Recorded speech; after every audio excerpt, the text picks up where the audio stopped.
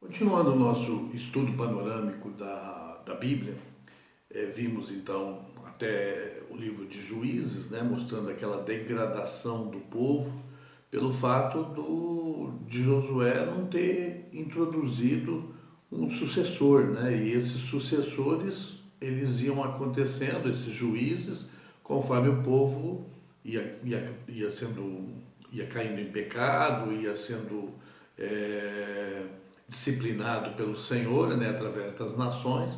Então Deus ia levantando juízes, mas nessa época dos juízes, né, conforme nós vimos, né, Juízes 17:6, a tônica era: naqueles dias não havia rei em Israel e cada um fazia aquilo que lhe parecia mais correto, né, mais reto.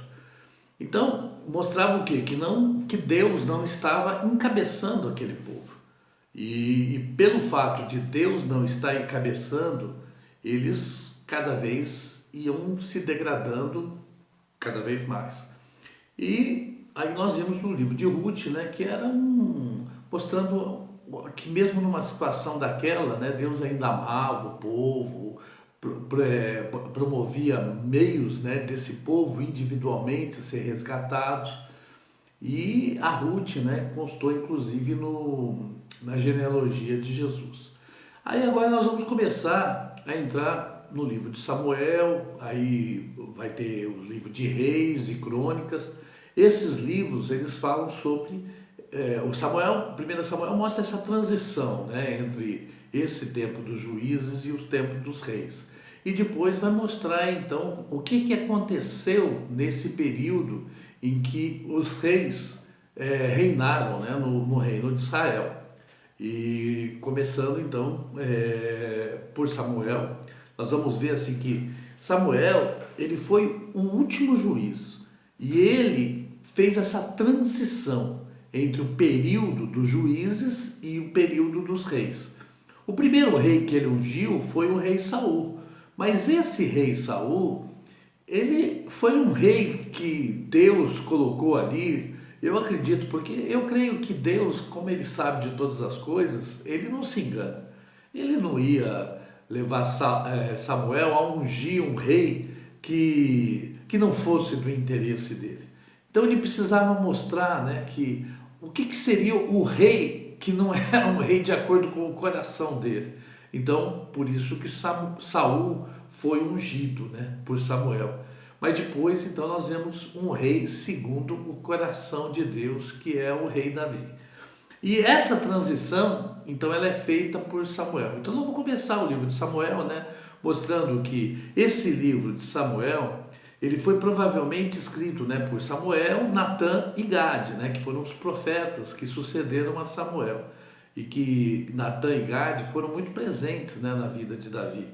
E foi escrito por volta do ano de 1050. Essa foi a época, né, que ocorreu os fatos registrados em 1 Samuel. E o que mostra que eram essas pessoas que tinham escrito também o livro de Samuel? Está, né? Em 1 Crônicas 29 e 29. Os atos, pois, do rei Davi, tanto os primeiros como os últimos, eis que estão escritos nas crônicas registradas por Samuel, o vidente, nas crônicas do profeta Natã e nas crônicas de Gade, o vidente. Então essas crônicas formaram o livro, né, de 1 e 2 Samuel, e alguma coisa, né, foi usado dela para os livros também de 1 Crônicas. Tá? Então, como nós vimos, né, foi essa transição, né, do período dos juízes para o período dos reis. E nós vamos mostrar mais ou menos um pouquinho, né, do que é o pano de fundo dessa introdução, né, desse livro de 1 Samuel. Como que estava aquela situação? Isso é mostrado logo no começo de Samuel, né? Antes dele ser gerado, né? Mostra como que era aquela situação. Isso está em 1 Samuel, capítulo 2, versículo 22, né?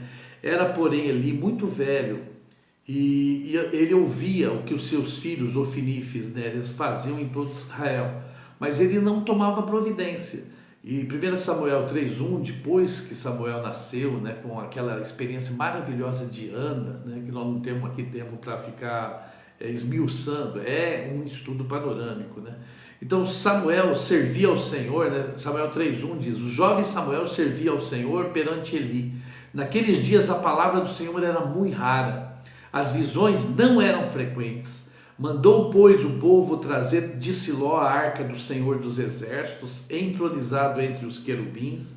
Os dois filhos de Eli, Ofni e Finéias, estavam ali com a arca da aliança. Mas chamou ao menino e acabou, quando a arca foi levada, né, versículo 21 do capítulo 3, fala assim: foi-se a glória do Senhor. Isto ela disse porque a arca de Deus fora tomada e por causa do seu sogro e do seu marido.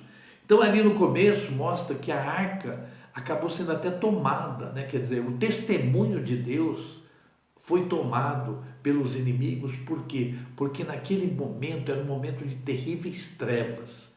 E Deus estava levantando uma pessoa para mudar essa situação.